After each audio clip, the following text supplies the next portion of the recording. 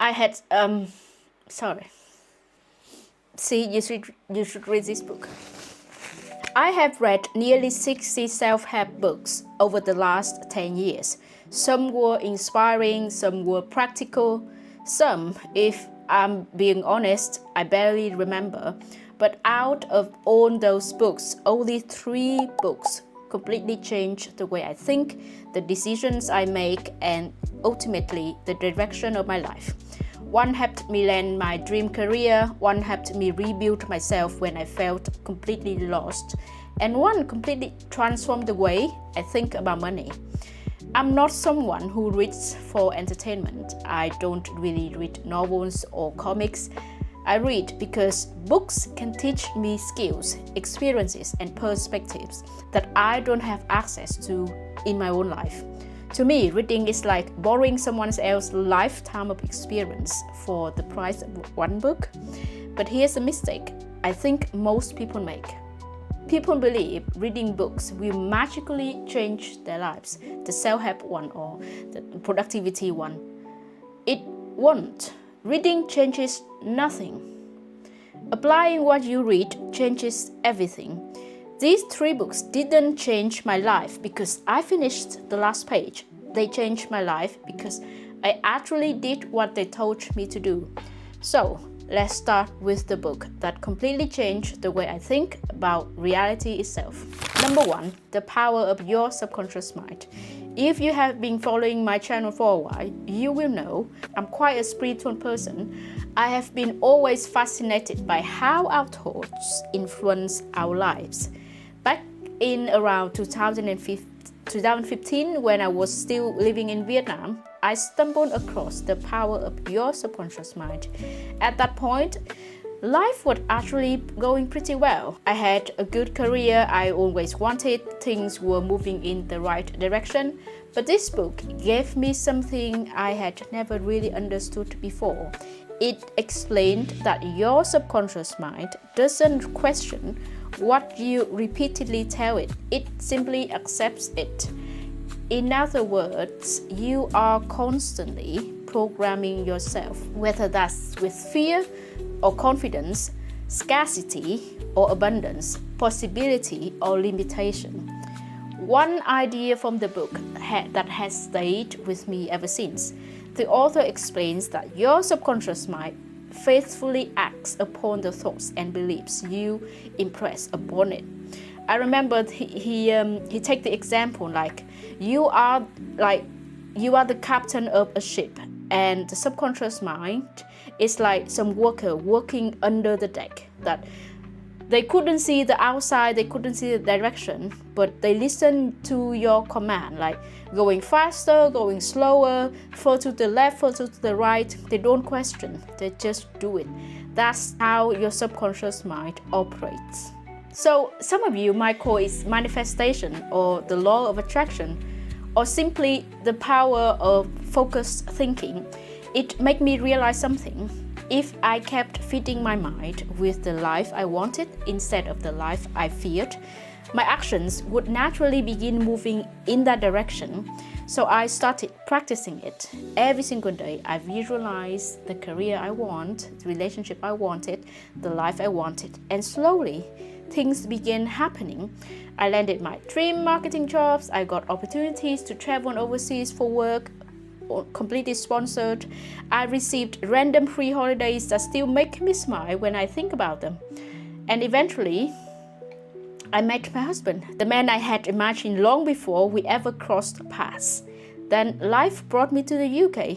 It's just like when I was 12 years old girl, I always thought that I would live overseas. And 15 years later, I lived in the UK. It's a big dream, so it took longer for my subconscious mind to realize it. So, someone will call that coincidence, someone will call it manifestation. Honestly, I'm not here to convince anyone. I'm simply telling you what happened in my own life. Whether you believe in manifestation or not, I think we can all agree that what we consistently focus on influences the decisions we make every day, and sometimes those tiny decisions quietly change the course of our lives. Without this book, I probably would have still achieved many of those things, but this book became fuel for the fire. It strengthened my belief. It strengthened my skills of using the law of attraction. It made me more intentional, and somehow everything seemed to happen a little faster. Now, book number 2. This is going to be the longest part of this video because it deserves its place. The Artist's Way. If the first book taught me how to dream bigger, this book taught me how to become myself again. I found The Artist's Way in 2024, and honestly, it found me at exactly the right time. I had already moved to the UK. I couldn't find a marketing job. I was trying different side hustles on paper. Everything looked okay. Inside, I felt completely lost. I wasn't just questioning my career. I was questioning who I was. I had sorry. See, you should read this book. I was questioning who I was. I had spent years believing my job titles defined me. Without it, I felt empty. I don't even remember exactly why I picked this book. I saw a few people talking about it on TikTok. Some inside me said, read it. And looking back, it genuinely feels like the universe led me to it. Then I reached the chapter 1 and I cried, just like now, sorry. Not because the writing was emotional, but because I suddenly remember the little girl I used to be when I was young. I love writing poems, making hand cards, singing, playing piano, creating for the joy of creating. Somewhere along the way, I stopped. I became practical, as you say. Oh, Capricorn, I'm a Capricorn. I'm super realistic and practical, responsible, productive. Creative dreams, or just not dreams, just like activities, slowly disappeared beneath the deadlines, promotions, and expectations. Reading this book felt like meeting that little girl again. One sentence stayed with me: leap and the net will appear.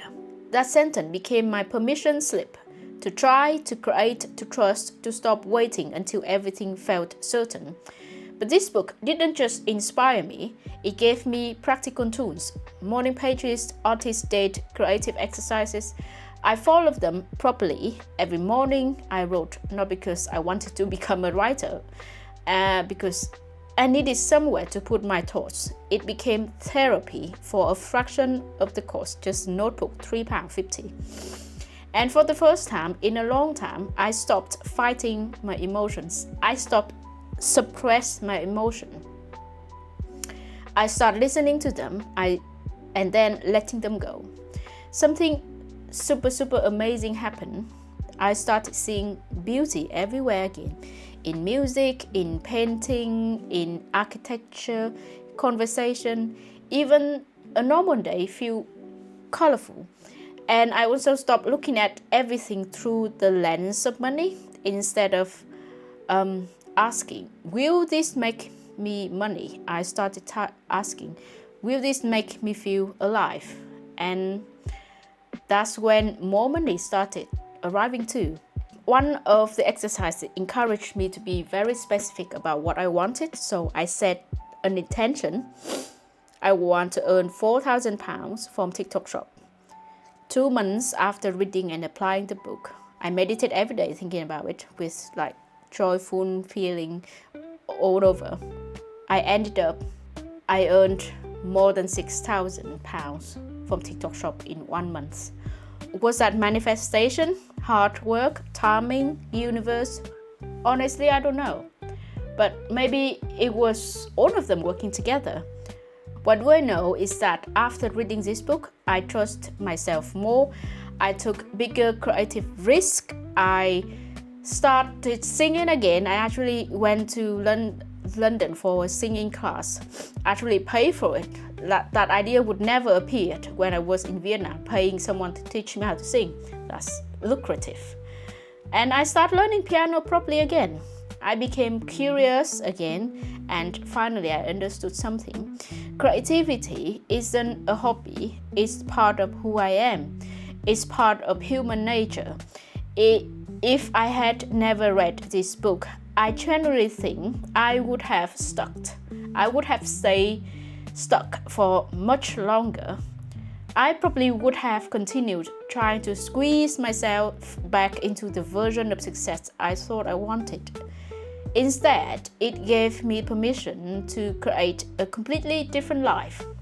Out of nearly 60 books, this is the one I reread the most, the one that made me cry, the one I would rescue if my house caught fire. Knock on wood. Because this book didn't just change my career, it brought me back to life.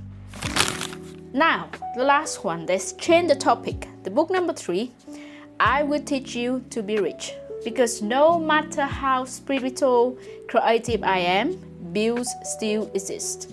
When I moved to the UK in 2023, I realized something. I knew almost nothing about UK finance system. Marketing, fine. Creativity, no problem. Money management in the UK, just a little bit. So, to be honest with you, math has never been my strength. So I did what I always do. I bought a book. I Will Teach You How to Be Rich. Was exactly what I needed. No complicated financial jargon like lots of financial book trying to do. No lectures, just practical steps. It even gave you the script to negotiate the price with the seller. That's how detailed and how basic and how practical it is. It taught me how to organize my bank accounts, how to automate my savings, how to separate spending from investing, how to remove emotion from everyday financial decisions. And the biggest game changer was automation. Once everything is set up, I didn't have to rely on motivation anymore. The system quietly did the work for me. Then something interesting happened. When my TikTok income started growing, I already had a system waiting for it. Instead of wondering where the money has gone, which fund should I allocate, which savings should I send to, every pound had a purpose. But my favorite lesson wasn't about investing. It was about guilt-free spending. Love yourself with the money you earn. For the first time, I gave myself permission to spend money I had already planned to enjoy. And strangely, that made me feel richer than buying expensive things I ever could. Because true wealth isn't just how much money you make, it's how peacefully you can live with it. Now looking back, these 3 books didn't just teach me new information, they each introduced me to a different version of myself. The first taught me to dream big. The second taught me how to heal. And the third taught me to build. And together, they quietly changed the course of my life. Before I became a serious reader, I honestly thought reading was just another hobby, something that some people enjoyed. Today, I think reading is one of the most important habits or hobbies anyone can build after finishing school. Because formal school teaches you how to pass exams, books teach you how to live through people's experiences. If I could sit down with the version of myself who had just arrived in the UK, scared, confused, wondering what came next, I would hand her the power of your subconscious mind. Not because it would magically solve all of her problems, but because it would remind her of something she had temporarily forgotten, that she was still capable of creating big, amazing, wonderful life. Maybe just in a different way that she had originally imagined. I would love to know, what's one book that genuinely changed your life? Not just one you enjoyed, that one had changed the way you think. Leave it in the comments, because if there's one thing I love even more than reading books, it's adding another grade to my reading list. I see you in the next video.